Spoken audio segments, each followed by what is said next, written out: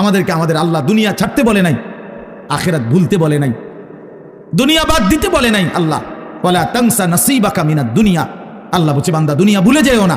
আমি বাজার, ব্যবসা, হাট ঘাট, চাকরি, ক্ষেত খামার, স্ত্রী, সন্তান, ঘর পরিবার, ঘুম, আহার, নিদ্রা, আমি কোনোটাই বাদ দিতে বলি নাই বান্দা, ছাড়তে বলি নাই।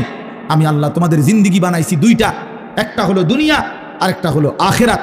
দুনিয়া তুমি কর্ম করবা আর আখিরাতের জন্য আমল করবা। দুনিয়া কর্ম, আখিরাত তোমার ধর্ম। দুনিয়ার জন্য করবা কর্ম, আখিরাতের জন্য করবা ধর্ম। তো ধর্ম এবং কর্ম, কর্ম এবং ধর্ম মিলবে, তোমার গন্তব্য জান্নাতি হবে। তাইলে এখন হুজুর একটা আশ্চর্য সুন্দর কথা কইছে যে আল্লাহ বলছে বান্দা দুনিয়া তোমার কর্ম, আখিরাতের জন্য তোমার ধর্ম। কিন্তু আখিরাত লম্বা সময়, দুনিয়া স্বল্প সময়। নবীজি সাল্লাল্লাহু আলাইহি সাল্লাম বলছেন একটা সাগরের মধ্যে যদি কেউ নিজের আঙ্গুল চুবায়, ভিজায়, তো আঙ্গুলের অগ্রভাগে যেটুকু পানি, এইটুকুই হলো দুনিয়া, আর সাগরের বাকিটা পানি আখিরাত। তাইলে আখিরাত লম্বা না দুনিয়া লম্বা বলেন? কিন্তু মজার বিষয় হলো লম্বা হলো আখিরাত, স্বল্প হলো দুনিয়া। কিন্তু আল্লাহ তাআলা আমার হায়াত, আমার সময় স্বল্প দুনিয়ার জন্যই দিয়েছেন বেশি, আর অনন্তকালের আখিরাতের জন্য আমল চাইছেন অল্প অল্প। সকাল 6টা বাজে 4 রাকাত ফজরের নামাজ, তাহলে 10 মিনিটের বিষয়। আবার দুপুর 1:30টা বাজে 10 রাকাত জোহরের নামাজ, 20 মিনিটের সময়। তাইলে ধরে নিলাম সকাল 6টার পরে 7টা, 8টা, 9টা, 10টা, 11টা, 12টা, 1টা, প্রায় 7.5 ঘন্টা পরে আবার 20 মিনিট। তাহলে সকালের 10 মিনিট আর দুপুরের 20 মিনিট, এই হলো 30 মিনিট মনে করেন আখিরাতের জন্য, আর 7.5 ঘন্টা আমার দুনিয়ার কর্মের জন্য। তাহলে স্বল্প সময়ের দুনিয়ার জন্য আমারে সুযোগ দিলেন বেশি, অনন্তকালের আখিরাতের জন্য আমলের জন্য চাইলেন আমার কাছে অল্প সময়। এটাও আল্লাহর জন্য আমরা দেব না? এটা ইনসাফ হইল? এটা বিবেকের দাবি হইল ভাইয়া? অতএব আমি অনুরোধ করছি মেহেরবানি করে আমরা ভাবতে শিখি। তাইলে শেষ, আমার কথা শেষ, আর অল্প একটু কথা। তাইলে আমি বলতে চাচ্ছি আমরা যদি বুদ্ধিমান হইতাম তাইলে দুনিয়া আমাদের সুন্দরী চলে, আখিরাত সাথে নিলে দুনিয়া লস হয় না। আখিরাত সাথে নিলে 5 ওয়াক্ত নামাজ যদি কেউ মজবুত সিদ্ধান্ত নেয়, এটা কঠিন কিছু না। হালাল উপার্জনের কেউ সিদ্ধান্ত নিলে এটা কঠিন কিছু না। চরিত্র হেফাজতের সিদ্ধান্ত নিলে খোদার কসম এটা কিছুই না। আল্লাহ তাআলা হাদিসে কুদসিতে আছে, ওয়াদা দিছে, কেউ যদি আমি আল্লাহর ভয়ে চোখ হেফাজত করে, আমি তার দিলের মধ্যে ইমানের এমন স্বাদ দেব যে নগদ ইমানের মজা সে পাইতে থাকবে। খোদার কসম এটা হাদিস। মান তারাকাহা মাখাফাতি আবদালতুহু ঈমানান ইয়াজিদু হালাওয়াতাহু ফি কলবি।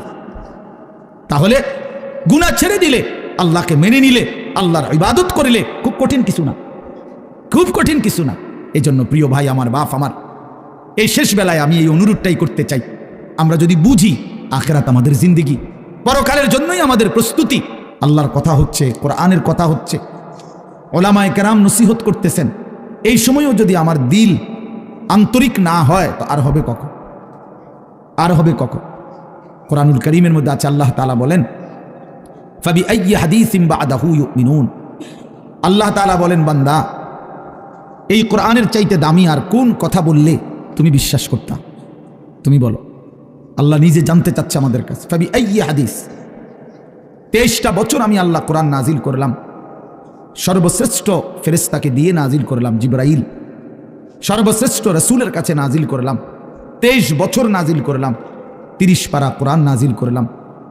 আল্লাহ তাআলা জানতে চাচ্ছে আমাদের কাছে, বান্দা বলো না এরপরে এর চাইতে দামি আর কোন কথা বললে তুমি ঈমান আনতা, বিশ্বাস করতা, মেনে নিতা? তুমি বলো, তুমি বলো।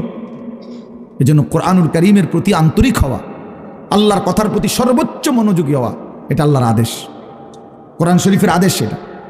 ওয়া ইযা কুরিআল কুরআনু ফাসতামিউ লাহু ওয়া আনসিতু লাআল্লাকুম তুরহামুন। আল্লাহ তাআলা কোরআনে বলছে যখন কোরআন পড়া হয় তখন তোমরা ফাসতামিউ লাহু, মনোযোগ দিয়ে শোনো, এবং ওয়া আনসিতু, চুপ থাকো, লাআল্লাকুম তুরহামুন, অবশ্যই তোমাদের উপরে রহমত বর্ষিত হবে। তাইলে দোস্ত এটা জরুরি, একজনই শুনুক, আমার কোনো অসুবিধা নাই, কিন্তু মনোযোগ দিয়ে শুনুক। গাফেল কোনোদিন লাভবান হয় না। এই খামখেয়ালি করতেছে, কেন হাসে, কেন কাঁদে। এখন মনে করেন রাত 11টা বাজে, এখন এত রাত্রে বুট খাওয়ার কি যুক্তিকতা?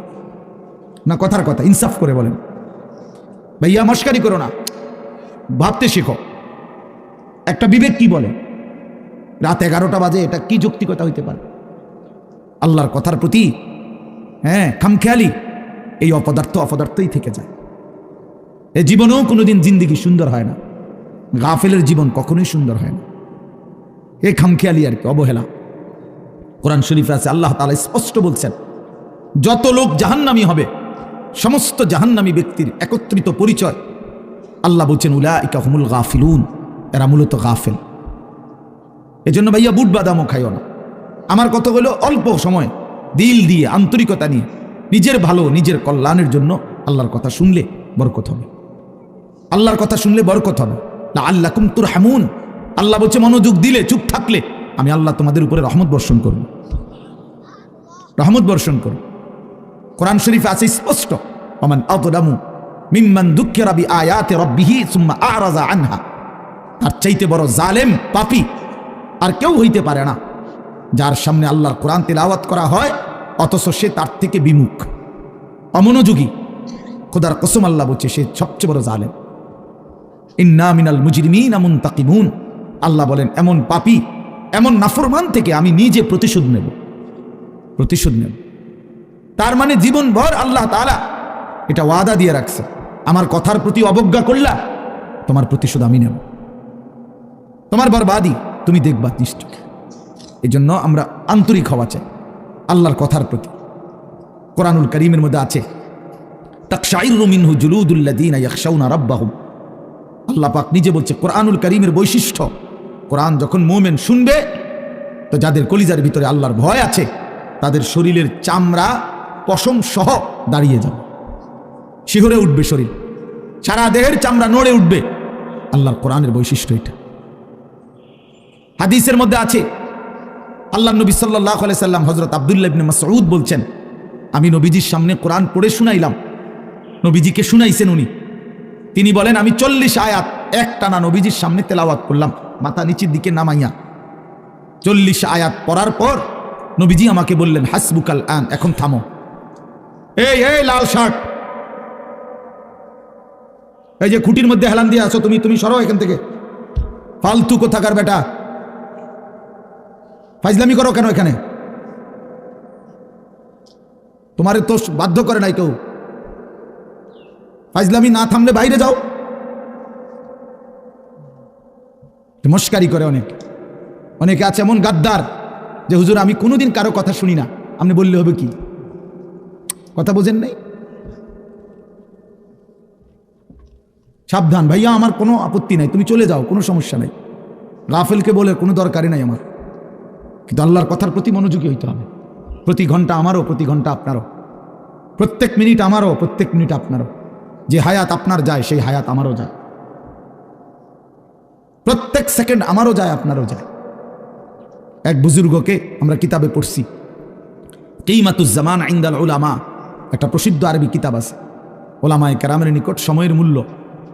ওই বইতে আছে এক বুজুর্গকে এক ব্যক্তি আইসা বলছে, হজরত আপনার সাথে আমি একটু কথা বলতে চাচ্ছি।